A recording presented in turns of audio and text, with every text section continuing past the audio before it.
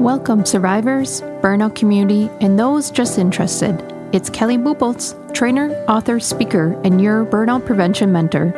Burnout is not taboo. It's our reality in this chaotic, fast-paced world. But we're not going to let it drive the narrative to our stories. We're going to do something about it. So let's dig in.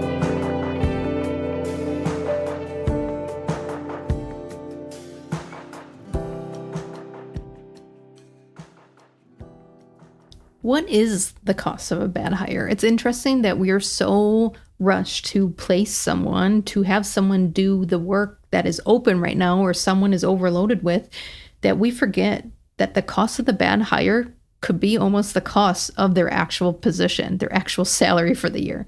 So taking intentional time to do job matching towards what that role not only is currently, but what it will be in the future will reduce costs for the long term. Now, Career Pillar said the average cost of a bad hire is about 20 grand, but that's direct cost. That's immediate expense for a bad hire that we hire and it doesn't work out or they don't vibe with the team and they have to leave, either involuntarily or voluntarily. Now, the thing that isn't shown as much in research, but within organizations I'm seeing when we work on workforce energy management is the intangible costs of a bad hire, or the ripple effect, as I like to call it. The ripple effect of a bad hire is in all different type of departments.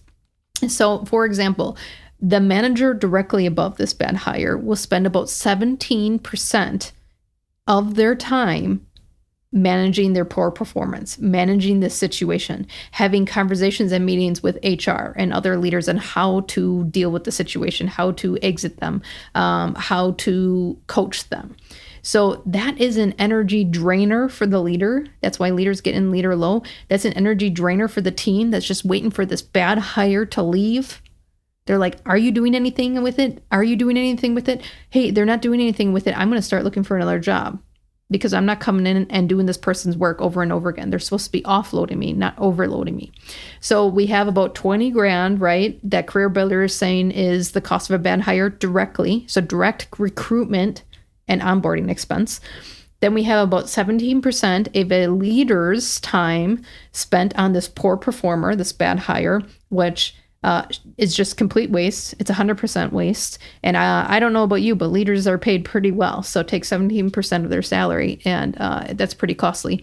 And then there's indirect costs on the damage of your brand, the damage to client relationships that might be happening, the damage to team morale, right? You hired this bad hire just to fill the spot, and now I got to pick up the slack when I've already told you I'm overloaded. I'm out. You might lose your high performer, your top talent, because they just don't have patience for it. So the other indirect costs of that damage to your brand, the damage to client relationships, even if it gets as far as like the actual service performed with your clients, ouch, they're not going to do business with you again. And then that team morale, that trickle effect is huge. So steps that we can take to prevent these bad hires, prevent bad onboarding, is to enhance the recruitment process. By utilizing DISC work styles, you can actually job match to the roles, which is so important during changing times right now, to match work styles with the right roles. So if you have a fast-paced role, there's some work styles that candidates should not be placed in.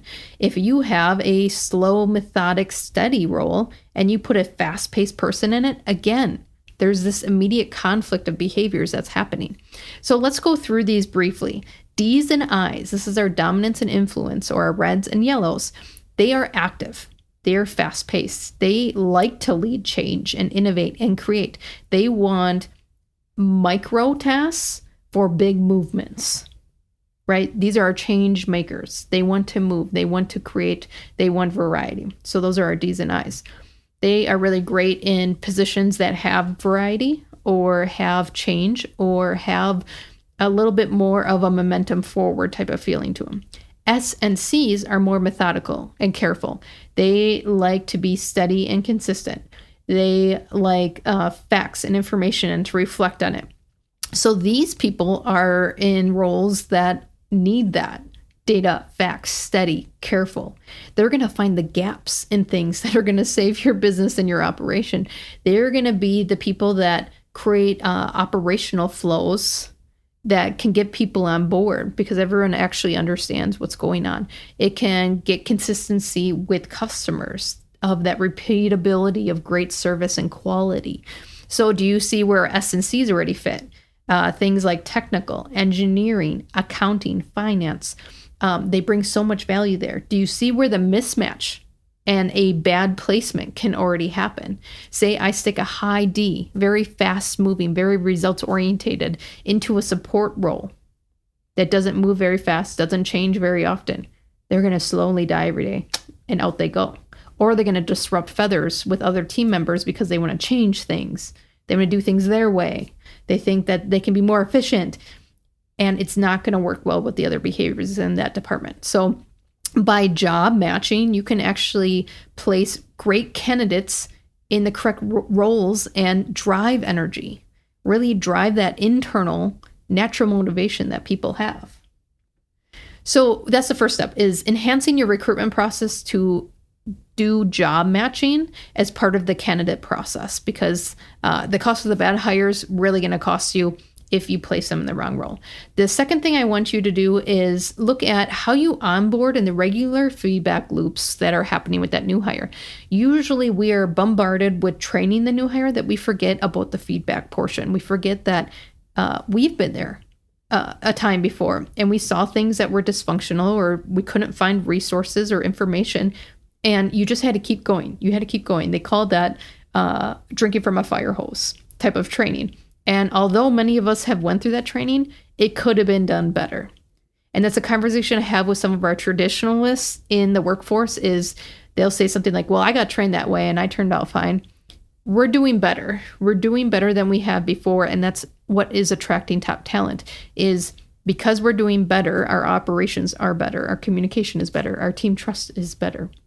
So onboarding with regular feedback loops is going to enhance the process. And if a hire ends up being bad, you catch it early, versus you get a year down the way and now we have a customer problem and they were having those behaviors the whole year. We just didn't catch it. So having those regular feedback loops is going to catch it early.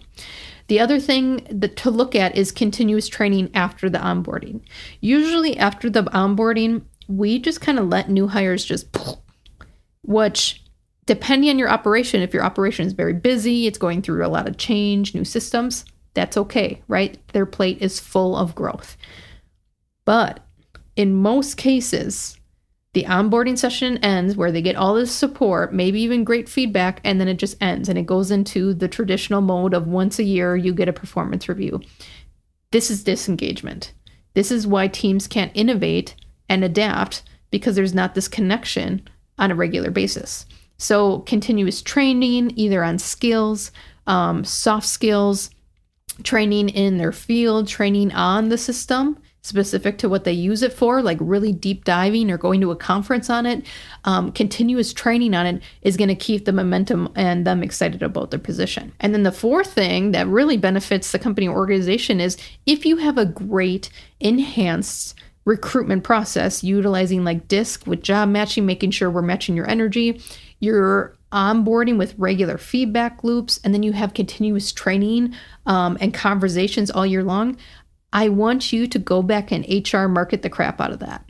All right. There was a company in my local area that is doing this, and they're actually doing one-on-ones all the way down to the machine operator level. And they went from 40% turnover to 7%, single digits, because of these actions that they were doing. They were doing really good aligned job placement. They're doing continuous learning after the onboarding phase. They have great feedback loops and one-on-ones all the way down to the shop floor.